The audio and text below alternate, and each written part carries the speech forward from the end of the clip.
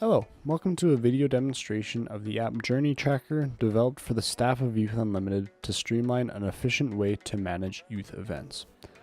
Upon loading into our application here, you get greeted with our login page. I'm going to put in our staff login account of admin here to log in. Upon logging in, we get important information about our application, such as the total amount of events organized, the total attendees across all events, how many youth have registered for all of our events, how many meals we've provided, and how many clothes that we've provided. As well below, we see the upcoming events in the next couple of days, such as volleyball practice, soccer practice, and another volleyball practice the week later. If we want to see more about these events, we can click on the events page on the left here. Clicking into it, we get a list of all the different upcoming events, as well as events that have happened in the past 30 days. If we want to change these filters, we can simply just click into the date range on the filter page and select what date range we want to choose from. Let's say April 1st to April 15th. Upon clicking that, now the only events that show up on the page are the events that are within that time frame. If we want to further narrow it down, let's say we want to only see the ones at Polkane High School, we can just click location and then Polkane High School. Looking at this event, if we want to view even more information about it, we can simply just click on the tab here. Looking at it, we get important information such as the date of the event, what location it's at, and a brief description here too. As well, we can also see attendees and who has attended the event. If we want to change any information about it, we can just click on the edit button at the top right here. Looking at the page, we can set different edit fields such as how many meals we gave, how many clothes we gave, if you want to add any attendees to events that they forgot to maybe, let's say, register for, or if we want to write any notes about it. Let's say we want to change the meals given in this event to 4, clothes given to 3, we can simply click save. If we want to add Johnny Woo to the event, we can click that here, and as well we can click on this tab just to see who all attended the event already. And as well, we have this note section at the bottom here. So for example, we have this note that isn't really that useful. We can simply just delete it.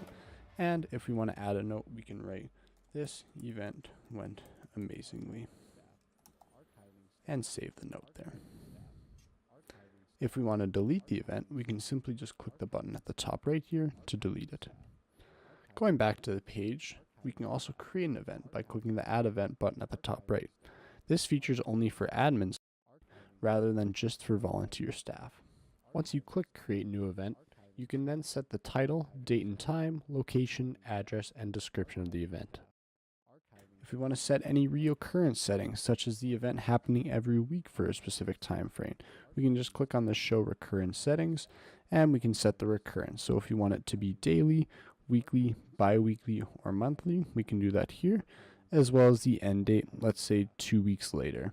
It's inclusive, so let's say you want to set it for the Wednesday 2 weeks later, you would include that date in the range here. So you would set it to April 29th or 23rd here, sorry. Let's say we want to do that, click weekly and create event.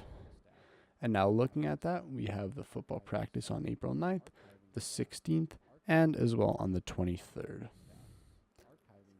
If we want to view more information about specific youth in our program, we can click on the youth button on the left here and see a list of all the different youth that have attended our events in the past. Let's say we want to click into Adam Olsen here. Looking at the page, we get important information such as age, date of birth, primary language, their contact information like their phone number and their guardian's name and phone number, as well as important information such as allergies, medical conditions, and how many times they've visited our events, and the active status of our youth. If we want to write any notes, we can add it here, such as this one right here where it says that youth really likes pizza. And if we want to edit any information about a youth, we can just simply click edit at the top right and change any information, such as how if they don't have a broken leg anymore, we can just delete that and save it right there. Clicking out of this, if we go into our profile page here, we can see important information about the staff that is currently logged in, such as their username, their email, their role, and their ID, and if they want to log out, of course, as well. As an admin, I would also want to see important information about my staff members. So clicking on this button right here, we can see a list of all different staff members as well as other admins. We can also do important information such as resetting passwords to admins and staff, archiving staff, and deleting staff. We can also create new staff just with that button at the top right here. So let's say we want to do that. I'm going to add the staff member of one of our group mates, Chase. I'm going to set it to Chase, give him an email, and a very simple password. He is an admin, so I'm going to set him to an admin here, and I can create the account. And now we can see that it was successful. So if I were to go back here, we can now see Chase is an admin here. Looking at our page, we also know that, let's say Vedant isn't a staff member for us anymore, but we still want him part of the system for important database management. So we're just going to simply archive him here and accept the pop-up. Now we can see his account is archived and he can no longer log into his account, but he is still part of the database for any notes or things he might have made along the way. And if we need to delete any accounts, such as we can see staff 2 here is a duplicate of staff 1, we can simply just click delete, and now he's gone from the database. If we want to go into detailed reporting about our events, we click the report page here, and we can see important information about all the youth, as well as important information about events. If you want, you have the ability to export it as a CSV file. This is important if you want to do any Excel formulas or calculate any important information that our app might not be able to calculate just by viewing it. As an admin, I might not want all the information in my reports, such as events that have happened years ago. So, in this case, what we can just simply do is set a start and end date filter to our events at the bottom.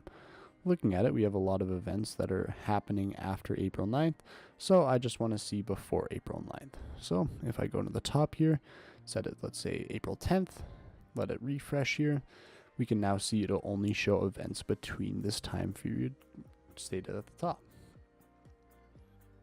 In our application, admins have access to a lot of important youth information. This is important because they may need it for any events or reporting. That being said, we don't want all of our youth volunteers to be able to have access to that information as well. So if we log into a staff account here, we can see it's very similar to what an admin page is, just with the less vital information. So the dashboard is the same thing. Events is very similar as well, although they cannot create an event as a volunteer or edit an event at the top right. But they still have access to all the information like who's attending an event and a brief description of the event. As well, on the youth page, they have access to youth information. They can still sort it, they can still search by specific youth, let's say Adam, but most importantly, they can create impact markers for a youth. So let's say Adam Olsen said he had an impact marker, such as during a drop-in program at the cellar, he performed an act of service or kindness. And finally, at the bottom, we can write a general report of the impact marker, as well as the youth's quote of the impact marker. Once that is completed, you can set what occurrence type it is, so this was a one-time occurrence, and submit the impact marker. We can see that it was added successfully, and if I were to log out and go into an admin page here, and click on the said youth, so Adam Olsen, if we go into the impact markers at the top right, we can see that he helped an old lady cross the street, a list of what the youth quote was, the impact marker observed, and what kind of occurrence it was. If we needed to edit anything about it, we can just click the edit button right here. If this was also a significant life event, we can add that to it, and then click save at the bottom right. And now if we look back at it, it added this significant life event right there. And if we needed to delete this impact marker, we can simply click delete at the top right here. For the youth side of things, they need to have access to the youth pages. So let's say I'm a new youth at the events here. I can click new youth registration right here, set a username. So let's say my good buddy Shay McCormack, set his first name. So Shay McCormack, and his date of birth, let's say is 2012-04-15. His phone number, let's set it to a very basic phone number. And we can click register here. Upon registering, we get a list of all upcoming events. such as soccer practice, football practice, and volleyball practice, where we can register for these events just with a single click of a button. As well, if we scroll all the way down, we can see events that have already passed, such as the Badminton Open Gym. Signing out of the page here, we can see that those events that we created there, we have now signed up for as the new youth. So if we go into volleyball practice, we can see that Shay McCormack has now registered for that event. Let's say a couple of days have passed and Shay wants to return for a second event. Instead of clicking New Youth Registration, he would simply click Returning Youth Check-in, where he would then be prompted to enter his username. Typing his username here, we would see his name at the top as well as his username at the bottom. Clicking Select will bring up the second registration page, as we don't want to feed all the information into the first time they've attended an event. So filling out this page here and clicking Save and Continue will take them to the same youth registration page.